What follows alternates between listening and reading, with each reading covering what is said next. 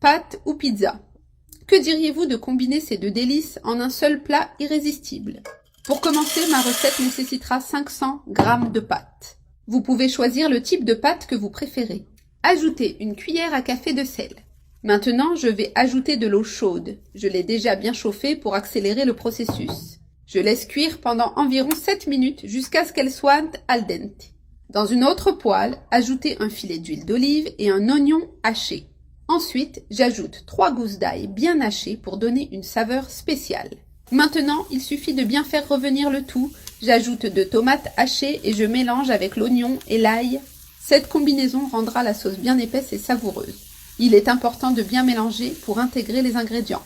Maintenant, j'ajoute une tasse d'olives hachées qui donneront une touche spéciale. Que des ingrédients de première qualité dans cette recette, vous allez adorer le résultat. C'est incroyable. Maintenant, j'ajoute 300 g de sauce tomate et un peu plus de sel en ajustant toujours selon le goût. Ajoutez aussi une cuillère à café d'origan pour donner cette touche de pizza. Je mélange à nouveau pour bien intégrer les saveurs. Je laisse cuire à feu doux pendant environ 5 minutes. Maintenant, j'ajoute 500 g de jambon coupé en cubes et aussi 200 g de crème pour apporter de l'onctuosité. Je mélange bien jusqu'à obtenir une texture homogène. Maintenant, j'éteins le feu et je réserve. Mes pâtes sont également cuites. Maintenant, je dois simplement égoutter l'eau et réserver. Dans le moule, je commence avec la première couche de pâte. Je vais diviser les pâtes en 2 parties pour faire des couches. Je l'étale bien pour couvrir toute la base. Si vous trouvez que c'est trop peu, vous pouvez en ajouter un peu plus.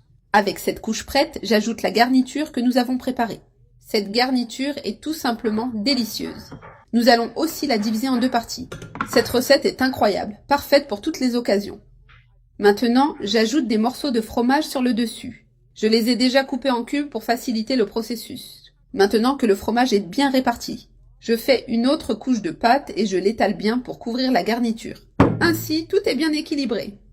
Vous pouvez déjà voir à quel point cela a l'air incroyable. Cette combinaison est irrésistible. Maintenant, j'ajoute un peu plus de garniture et je l'étale à nouveau. Maintenant, je vais ajouter du fromage à la crème. J'utilise un pot de 200 g. Je le répartis ainsi en l'étalant bien sur les pâtes. Cette recette est incroyable, parfaite pour toutes les occasions. Maintenant, j'ajoute des tranches de fromage sur le dessus. J'utilise du fromage en tranches pour couvrir toute la surface. Ainsi, il fondra uniformément.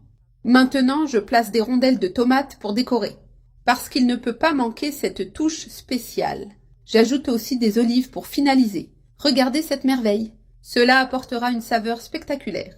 Maintenant, je l'enfourne dans un four préchauffé à 180 degrés et je laisse cuire pendant 15 minutes. Je l'ai déjà sorti du four. Regardez cette perfection. Ma recette est prête. Maintenant, je vais couper un morceau pour vous le montrer. Quel délice! Très savoureux. Cela vaut vraiment la peine de le faire. Je vais prendre un morceau bien généreux et regardez cette onctuosité. Waouh!